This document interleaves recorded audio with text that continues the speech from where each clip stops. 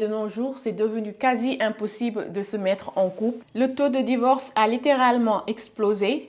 Les gens préfèrent rester seuls maintenant, ils ne veulent plus se mettre en couple. Et je ne sais pas si vous le sentez, mais il y a un vent qui souffle actuellement et moi je l'appellerai la révolution silencieuse des femmes. Depuis que les femmes ont compris que le pouvoir de l'homme réside dans l'argent, les choses ont commencé à changer.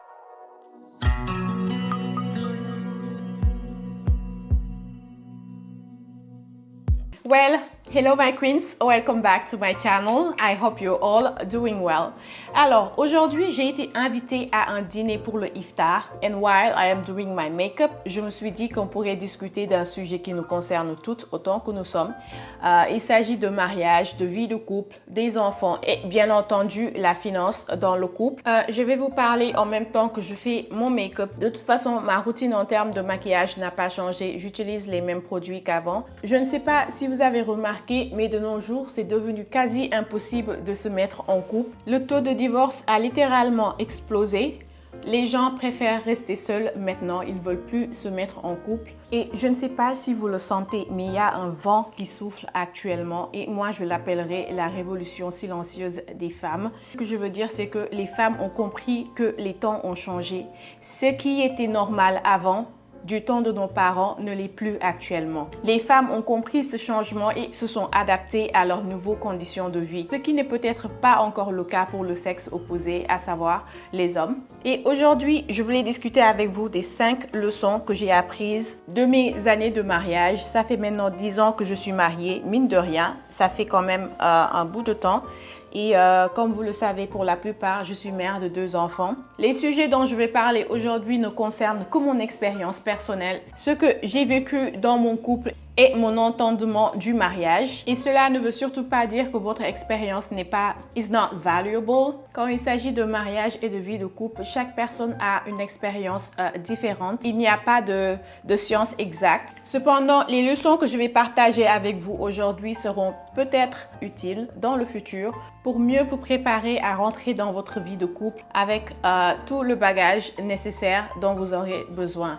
Le mariage n'est pas de tout repos. C'est un long fleuve rempli de turbulences. Il y a des zones calmes, mais il y a également des zones de turbulence ou même des chutes d'eau. Il faut être préparé. La première leçon que j'ai apprise, c'est que le choix du conjoint est crucial, voire capital. Je répète, le choix du conjoint est capital. Parce que cette personne a le pouvoir de faire de ta vie un paradis ou un enfer. Et malheureusement, pour la plupart du temps, on choisit plutôt le cœur. On met en avant l'aspect, je vais dire, amour. C'est-à-dire qu'on se concentre plus sur les feelings qu'on a pour la personne plutôt que de se concentrer sur les choses les plus importantes. À savoir les valeurs de cette personne, sa personnalité, si on est compatible, sa vision du futur. Est-ce que c'est une personne ambitieuse? Est-ce que c'est une personne qui peut prendre soin de moi? Bref, tous ces aspects très importants sont mis de côté. Et après 10 ans de mariage, je peux vous assurer qu'on ne vit pas d'amour et d'eau fraîche. In fact, l'amour n'est même pas la chose la plus importante dans le mariage. Pour moi, les choses les plus importantes dans le couple, c'est le respect de l'autre et la considération. D'ailleurs, ceci est même biblique. Il est marqué dans la Bible, l'homme doit aimer sa femme, mais la femme doit respecter son mari. La femme n'a pas besoin d'aimer son mari. Elle a le devoir de le respecter. Par contre, l'homme doit aimer sa femme. D'ailleurs, je me rappelle, quand j'étais plus petite, ma maman me disait toujours « Marie-toi avec l'homme qui t'aime, mais pas avec celui que tu aimes ». Et avec le recul et l'expérience que j'ai dans mon couple et dans ma vie de femme en général, ces mots ont tout leur sens. Je m'explique. Je ne sais pas si vous regardez ce show qui passe sur Netflix. Ça s'appelle Young, Rich and Famous. Ce sont des acteurs et des célébrités nigériennes qui font le show. Et dans ce show, il y avait un couple nigérien. Il s'agit de Two-Face Baba. C'est celui qui avait chanté « You are my African Queen ». Je ne sais pas si vous vous souvenez de cette chanson. Il était dans ce show avec sa femme Annie. Et les gens ont remarqué que sa femme n'allait pas très bien.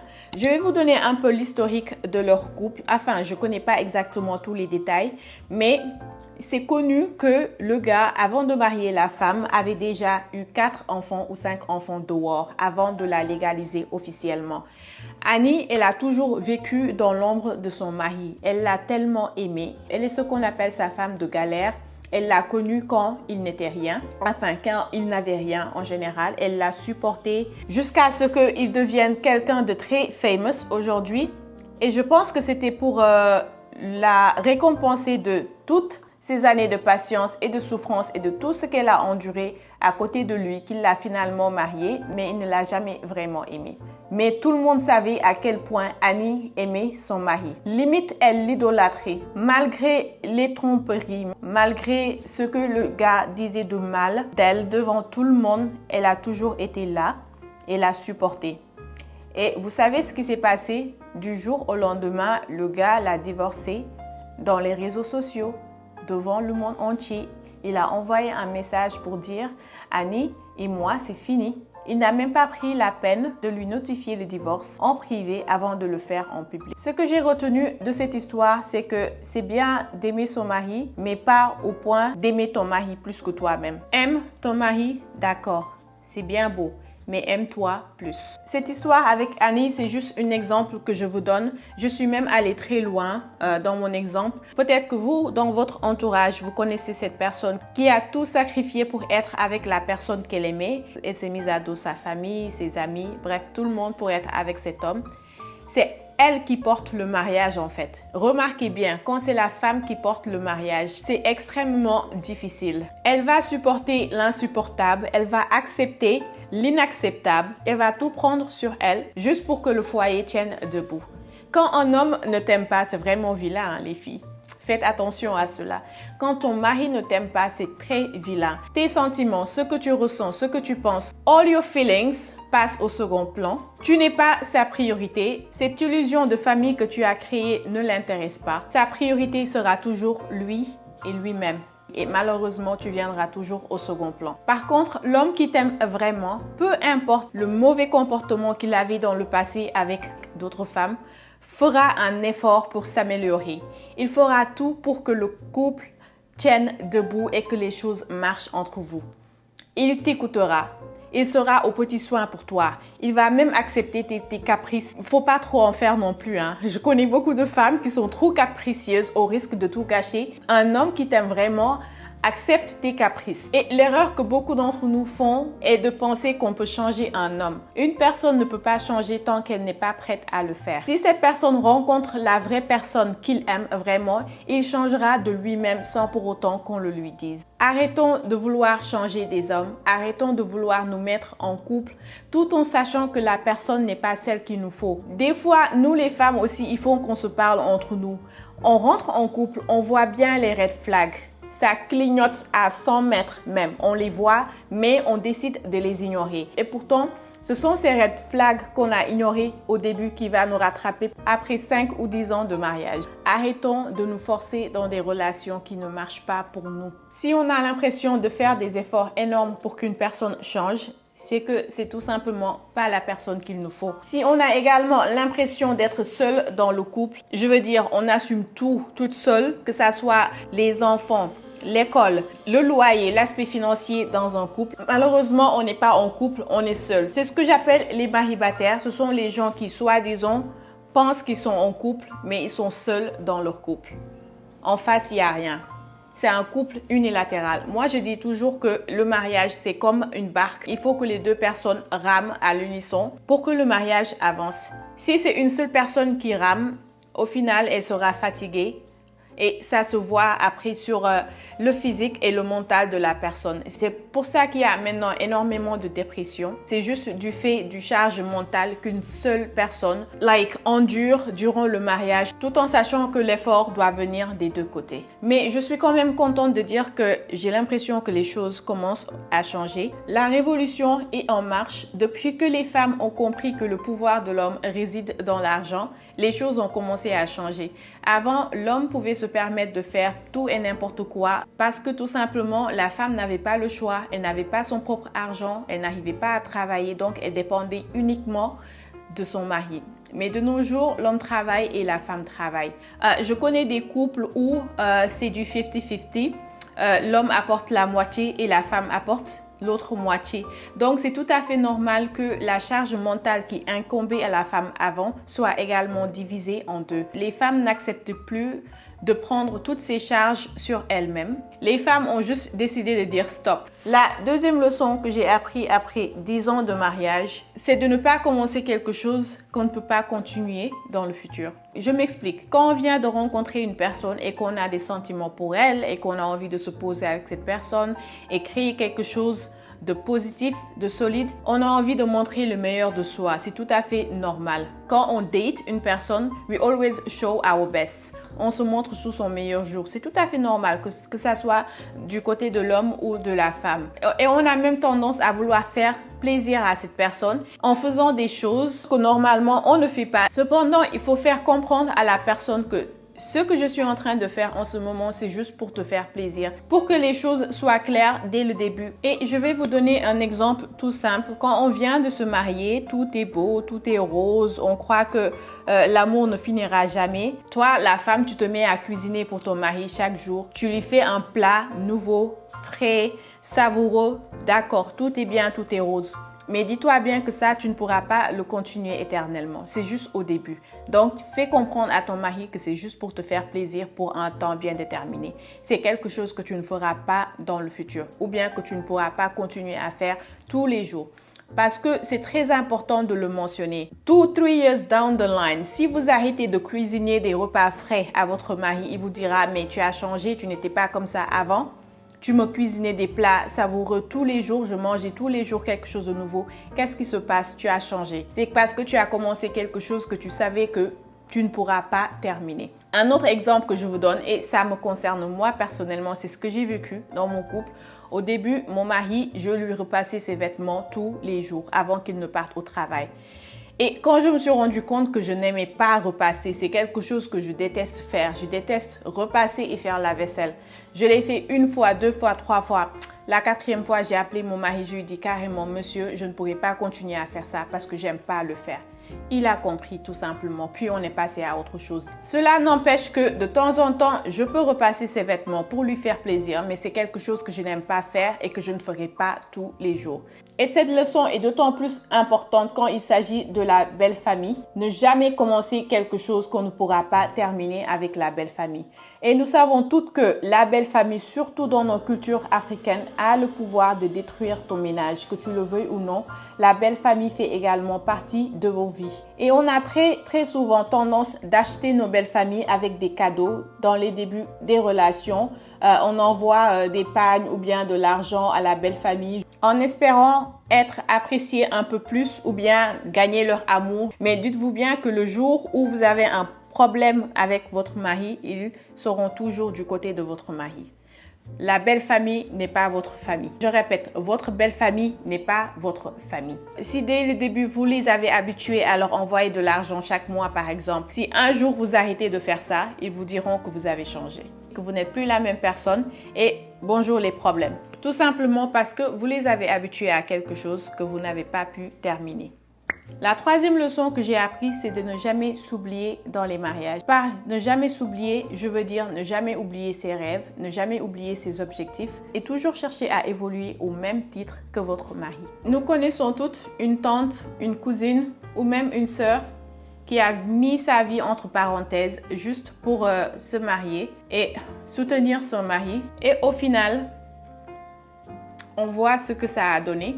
L'homme a évolué dans sa vie. Il est devenu peut-être directeur, cadre, il gagne bien sa vie.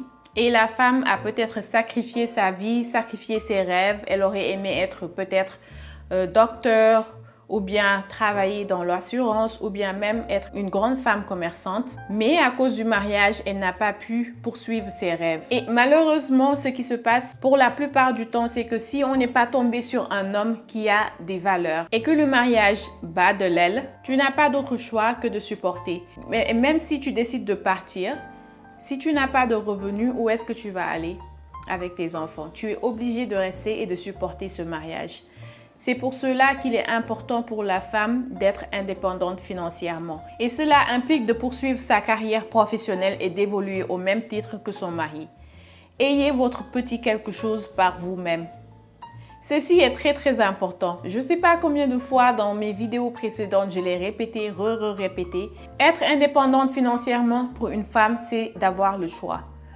Le choix de rester ou de partir si tu es en train de traverser une situation qui ne te convient pas. Et l'homme en général sont de nature très égoïste. Je suis désolée de le dire, mais c'est juste leur nature. Ils ont été formatés comme cela. Alors, pourquoi est-ce que c'est à toi de te sacrifier pour que l'homme avance? Je comprends qu'il y a des situations où c'est mieux que l'homme avance en premier, mais une fois que ton mari atteint ses objectifs, s'il te plaît, ne t'oublie pas.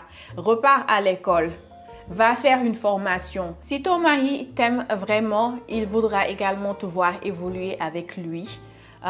Et il va sûrement te tirer vers le haut pour que tu avances. On voit beaucoup dans notre société des hommes qui ont avancé dans leur carrière et leur vie professionnelle, mais ils se rendent compte que la femme qu'ils ont mariée ne correspond plus à leur standard de vie. Donc, refusons de rester dans les ombres de nos maris. Si ton mari évolue avec lui également. La quatrième leçon que j'ai appris, c'est de faire le nombre d'enfants que l'on peut gérer toute seule. Mentalement, émotionnellement et financièrement. Je suis musulmane, je suis croyante, mais je ne suis pas de celles qui pensent que tu fais juste les enfants et Dieu fera le reste. Je suis désolée, mais ça ne marche pas comme ça.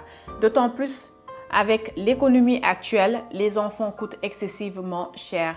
Je pense que ce serait égoïste de mettre des enfants au monde et de ne pas pouvoir s'en occuper. Mettre des enfants au monde et leur donner la meilleure éducation possible demande énormément de temps, de sacrifices et d'argent.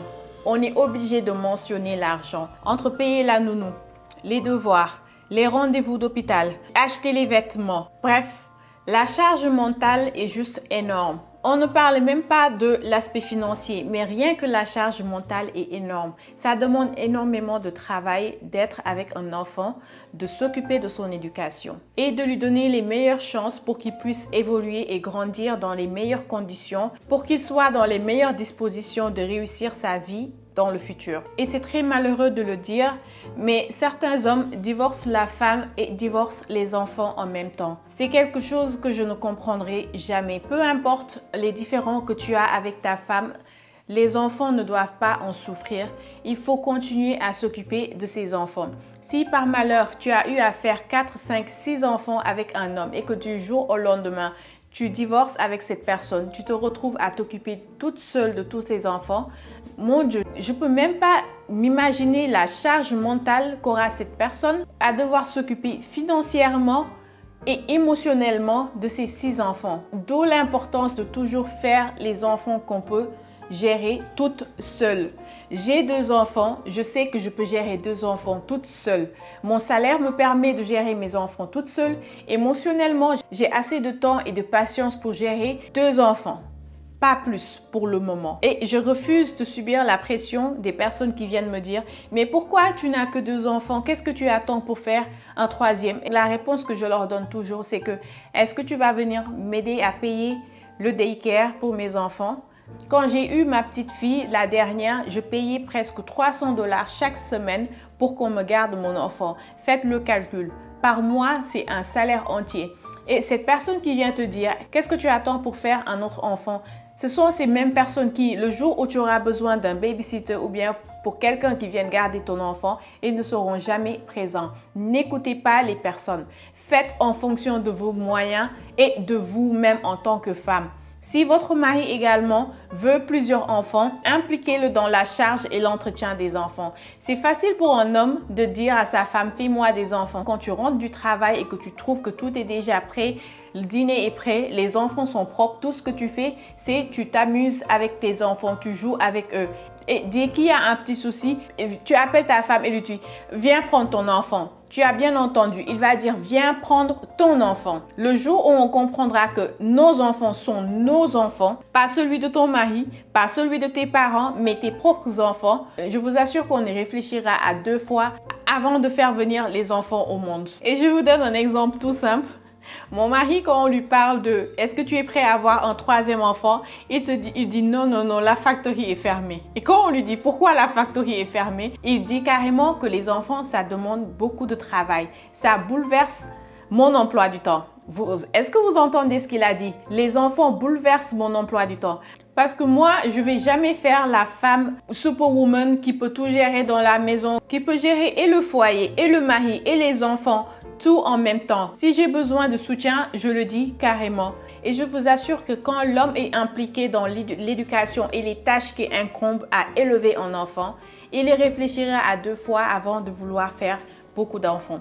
Parce qu'il comprendra la charge que ça implique et les responsabilités que ça implique d'éduquer un enfant. Last but not least, la 5e leçon que j'ai appris dans mes 10 ans de mariage is to speak up. C'est-à-dire, il faut savoir parler de ses problèmes dans un couple. Par exemple, s'il y a un comportement ou bien une situation qui vous met mal à l'aise, faites asseoir votre conjoint, il faut en parler. Arrêtons de garder les choses pour nous. Arrêtons de faire le mougne. Dans ma communauté, je suis sénégalaise, on appelle cela mougne, c'est-à-dire que peu importe ce qui se passe dans ton couple, peu importe ce que ton mari a pu te faire, garde-le pour toi, ravale-le, n'en parle pas, fais comme si de rien n'était. Non, il faut en parler parce qu'il y a certains hommes qui ne connaissent pas leurs limites. If you do not speak up, ce qui va se passer, c'est qu'il va continuer à tester tes limites pour voir jusqu'où tu peux aller et qu'est-ce que tu peux endurer. Il va commencer par te faire une petite chose. Tu ne vas rien dire, tu vas laisser passer. Il va faire quelque chose de plus grave. Tu vas dire c'est pas grave, il va pas le refaire. Il va encore te faire quelque chose de pire. Et au fur et à mesure, à force d'accumuler et de garder les choses dans ton cœur, un jour tu vas tout simplement exploser. Nous sommes tous des humains. À un moment donné, on laisse ressortir nos émotions et ceci peut être irréversible. Alors que si dès le début tu avais pris le temps de t'exprimer et d'exprimer tes sentiments, peut-être que ton compagnon ou bien ton mari aurait vu que franchement, ça c'est quelque chose que je ne devrais pas refaire dans le futur. De la même manière qu'il est important to speak up, c'est également important to pick your fight. Guys, pick your fight. Ok, il est important de s'exprimer et de dire carrément les choses qui ne vont pas, mais on ne va pas également s'exprimer sur tout et n'importe quoi. Il est important de choisir spécifiquement les choses dans lesquelles on a des principes. Un mari qui laisse traîner ses chaussettes dans le salon tous les jours, qui ne les ramasse pas, c'est moins important qu'un mari qui découche. Vous voyez ce que je veux dire? Pick your fight. Il y a des choses dans la vie de couple, ça ne sert à rien de faire des histoires ou d'en parler ou de faire des problèmes. On laisse passer. Mais il y a des comportements, par contre, il faut mettre le point dessus, faire asseoir ton mari, lui faire comprendre carrément que ce que tu as fait, ne le refais pas parce que je n'aime pas. Si tu te rends compte que ton mari ne prend pas en considération tes sentiments, cela veut juste dire 2 choses. 1, il ne t'aime pas. Un homme qui t'aime prendra toujours le temps de t'écouter et de corriger son comportement pour ne pas te blesser. Ou 2, il fait semblant de ne pas t'écouter. Mon principe, c'est que je t'en parle 2 fois. Je te donne 2 chances pour rectifier ton comportement. Je t'en parle 1 fois, tu ne réagis pas. Ok, je laisse passer. Je t'en parle 2 fois, tu ne réagis pas. La 3e fois, dis-toi bien que je ne parle plus, mais je vais agir. Et là, j'applique l'effet miroir. Je fais la même chose que tu m'as fait, juste pour te montrer à quel point ça fait mal. Parce que moi, dans ma vie, ma philosophie, c'est que ne fais pas aux autres ce que tu ne veux pas qu'on te fasse. Ça ne sert à rien de râler pour tout et pour rien. Parce qu'un homme qui a l'habitude de t'entendre râler pour un oui ou un non, franchement, le jour où tu voudras faire passer un message important, il ne va même pas t'écouter. Parce qu'il va se dire, elle ne fait que râler. En conclusion, je dirais que la femme qui ne souffre pas dans son foyer, c'est une femme qui connaît son identité. C'est celle qui est extrêmement exigeante avec ses propres besoins, qui respecte ses propres besoins, qui se connaît, qui connaît ses valeurs, qui connaît ses ambitions, qui connaît ses rêves et qui fait tout pour atteindre ses objectifs. Donc, quand tu dois choisir ton partenaire, ce qui est très très important, étape cruciale, il doit savoir qu'avec ou sans lui, tu vas avancer dans la vie. Tu dois te nourrir, tu dois élever ton intelligence, tu dois élever tes connaissances, tu dois élever ton statut, tu dois toujours grandir, que tu sois marié, que tu sois célibataire ou divorcé. Donc voilà les filles, c'était tout pour aujourd'hui. J'espère que ce make-up vous a plu. Comment est-ce que vous me trouvez? Et dites-moi qu'est-ce que vous avez pensé de cette discussion. Quelles sont les expériences ou bien les leçons que vous avez apprises dans votre vie de couple, que vous soyez marié, en concubinage, peu importe votre situation. Partageons avec nos petites sœurs. Qui sait, peut-être que ces leçons pourront leur être très utiles dans leur vie de couple. Encore une fois, guys, thank you so much for watching and see you next week. Bye.